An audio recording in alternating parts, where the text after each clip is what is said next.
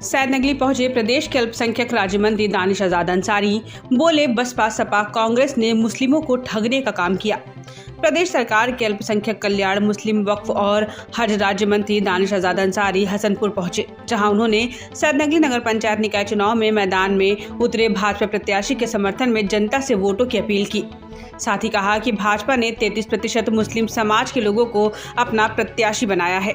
भाजपा सबका साथ सबका विकास की तर्ज पर देश को आगे ले जाने का काम कर रही है।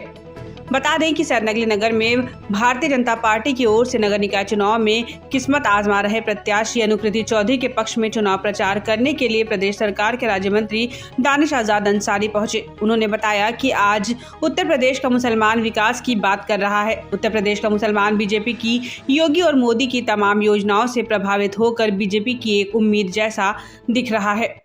पत्रकार वार्ता में उन्होंने कहा कि सैदनगली नगर पंचायत में भाजपा एक बड़ी जीत दर्ज करने जा रही है। उन्होंने कहा कि सपा, बसपा और कांग्रेस ने हमेशा मुसलमानों को ठगने, गुमराह करने और वोट बैंक समझने का काम किया है, लेकिन भारतीय जनता पार्टी, मोदी सरकार सही मायनों में मुस्लिम समाज एवं उनकी तालीम के लिए काम कर रही है। भाजपा सरकार ने मदरसा आधुनिकीकरण किया गया है।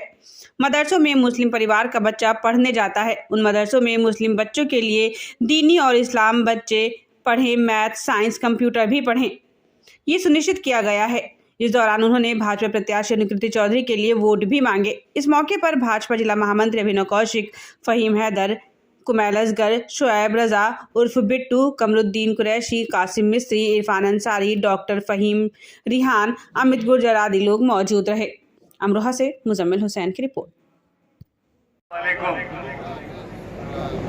दोस्तों, जैसा कि हम जानते हैं कि आज जो ये सभा है, ये सभा जो है, जो नगर पंचायत का चुनाव है 4 तारीख को, जिसमें हमारे सैदनगली की बेटी, हमारी बहन डॉक्टर अनुकृति चौधरी जी खड़ी है और जिन्होंने जीतने से पहले ही हमारे इस नगर पंचायत में करोड़ों करोड़ रुपए के काम पहले ही करा दिए हैं। तो सोचिए, जब आप इन्हें जिताकर नगर पंचायत का अध्यक्ष बनाएंगे, तब ये कितनी दुगनी रफ्तार से हमारे नगर पंचायत का विकास करेंगे। नियत, इरादे पहले ही इन्होंने दिखा दिए हैं। नियत क्या है? हमारे नगर पंचायत की तरक्की। इरादे क्या है? अपने इस नगर पंचायत को उत्तर प्रदेश का सबसे आदर्श नगर पंचायत बनाने का।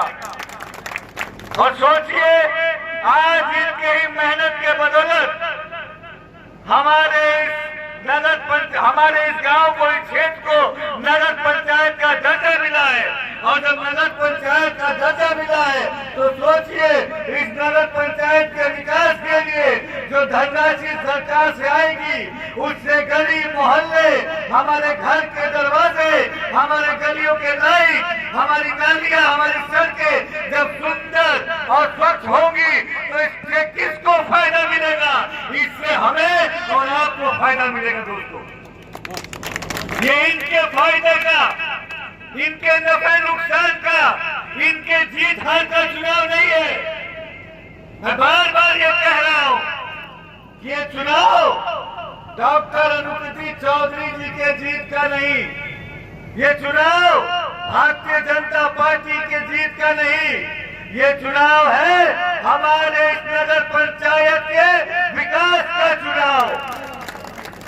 तो अब हमें और आपको चुनना है कि जिसकी सरकार केंद्र में है, हमारे प्रधानमंत्री नरेंद्र मोदी जी, जिसकी सरकार उत्तर प्रदेश में है, हम सबके चहेते मुख्यमंत्री योगी आदित्यनाथ जी, अगर उसी की सरकार हमारे इस नगर पंचायत में बनेगी, तो सोचिए, डबल इंजन की सरकार, ट्रिपल इंजन की सरकार हो जाएगी। और फिर ये चुनाव पूरी सैदनगली का चुनाव है। अभी प्रधान जी ने बताया एक तरफ वो लोग लड़ रहे हैं जो आपकी सड़कों की ईंटें उखेड़ के ले जाते हैं, अपने यहाँ लगा लेते हैं, आपके प्याऊ खत्म कर देते हैं। और एक तरफ हम लोग हैं जिन्होंने 40 सड़कें दिया है। और जो गरीबों के मोहल्ले हैं जहाँ पहले सड़कें कम पानी ज्यादा होते थे, रहमत नगर में जाके देखिए आप, वहाँ पे 600 मीटर नाला बनवाने का काम किया, 3-3 सड़कें बनवाने का काम किया। हमने कभी भेदभाव की राजनीति शहर नगरी में नहीं की। अगर मंदिर में हाई मास्क लाइट लगी है तो मस्जिद पर भी लगी है, अगर शमशान में लाइट लगी है तो कब्रिस्तानों में भी हाई मास्क लाइट लगी है।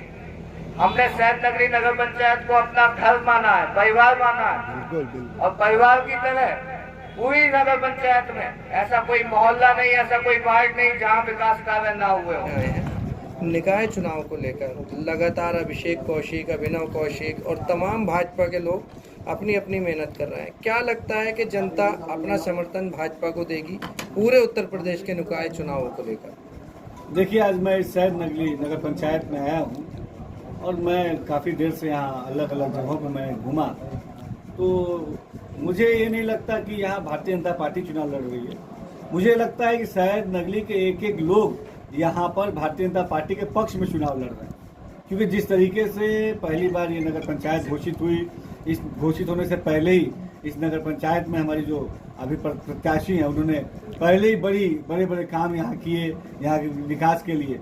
तो अपने आप में ये दर्शाता है, ये जताता है, ये बताता है कि भारतीय जनता पार्टी पूरी संजीदगी से, मेहनत से शहर नगरी के विकास के लिए तत्परता से काम कर रही है। हमारे प्रत्याशी जो हमारी बहन है वो पूरी मजबूती के साथ जनता के बीच में जाके उनकी समस्या सुनती हैं और जल्द से जल्द उन समस्याओं को दूर करने के लिए काम करती है। तो एक ऐसा ही नेता हमें चाहिए जो हमारी समस्या सुने, विकास करे, और हमारी बहन के रूप में एक हमें ऐसा प्रत्याशी मिला है। निश्चित तौर पर शहर नगरी से जीत पहले ही हासिल हो चुकी है।